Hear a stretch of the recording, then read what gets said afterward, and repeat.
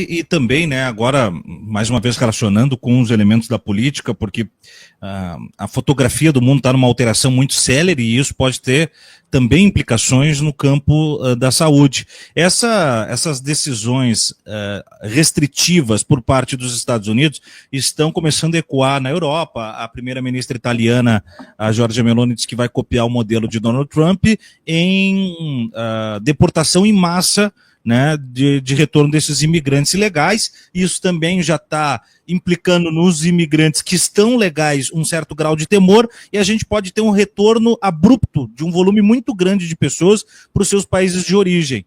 Em termos de saúde, isso pode ter algum tipo de efeito colateral dessa migração em massa que não estava cotada aí até pouco tempo? De vírus, de infecções, enfim... Essa é uma pergunta que é difícil da gente responder de forma imediata, né? Mas ela, de novo, ela mostra que essa daí não seria a resposta mais inteligente. Uhum. Você imagina que quando foi criado nos Estados Unidos o NAFTA, que o Clinton criou naquela época, o Tratado de Livre Comércio com o México e o Canadá, a ideia maior é que, se esses países estivessem bem, você ia diminuir, inclusive, a imigração. Uhum. Você não pode deixar a floresta do teu vizinho queimar, porque os animais vão entrar no teu quintal. Migrar para tua, de fato, tem razão.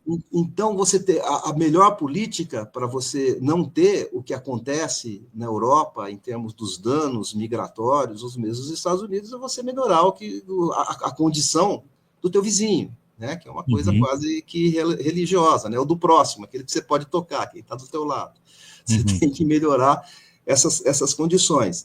Então, é uma coisa que parece que imediatisticamente melhoraria a Itália, a França. Mas, em médio prazo, isso piora. Né? Isso piora com relação à agressão que o próprio meio ambiente pode trazer para você. Em termos de doença, por exemplo, em termos de qualquer coisa. Claro. O senhor falava até antes, né, dos impactos globais que a gente teve com relação ao Covid, e nesse campo, doutor, a gente pode dizer que o Covid já é algo superado, que não deve ser mais o temor de outrora, ou a gente tem que estar ainda alerta para possibilidades de novas ondas, vamos dizer assim?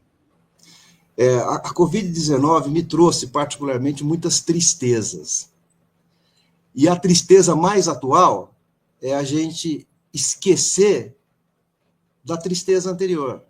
De fato. A gente esqueceu que ela dizimou a população, a gente esqueceu que ela diminuiu de uma hora para outra a expectativa de vida, porque ela matava pessoas velhas, principalmente homens velhos, ela tirou lideranças do mundo, porque quem liderava o mundo eram os homens velhos, ela estava matando essas pessoas, e ela ainda é assustadora, porque ela continua nova, e a gente esqueceu disso, ela continua uma doença nova. E a gente não entende muito ainda das repercussões a médio prazo dessa doença nova. Por exemplo, bom sinal, o vírus mudou e a gente está tendo uma mortalidade menor. Bom sinal, temos vacina e dessa forma a mortalidade vai ser menor. Bom sinal, temos medicamentos específicos que a gente pode tratar as pessoas e a mortalidade vai ser menor. Mau sinal, mesmo essa doencinha leve, essa gripe que não mata, deixa você sequelado. 30 milhões de americanos com uma tríade neurológica, que é déficit de memória, tem um delay, déficit de fluência, você não consegue falar direito, essa caneta é azul, fica engasgado. E déficit de atenção, você não lê mais um livro. 30 milhões de americanos. E eu fiquei temporariamente assim, viu, doutor? Tem gente que melhora, sorte sua. Eu melhorei. Tem eu melhorei, gente não 100%, que piora. mas melhorei muito. Tem gente que vai piorando. E tem gente que se mantém dessa forma. E não é uma coisa imediata, ela aparece nos primeiros 3 meses. Adivinha, essa gripinha, que não mata mais ninguém, causa isso em você ainda. E você sabe por quê? Porque envelhece o seu cérebro.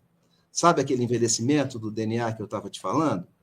Quando você envelhece de 5 a 10 anos no seu cérebro, cada vez que você tem isso daí. E você perde QI. Você pode perder até 9 pontos no QI, se for mais inflamatório, mais grave. De 3 a 9 pontos no seu QI. Ou seja, isso é assustador. Então, não dá para você falar que você não pode esquecer que isso foi ruim e que isso continua sendo novo e que isso ainda é assustador.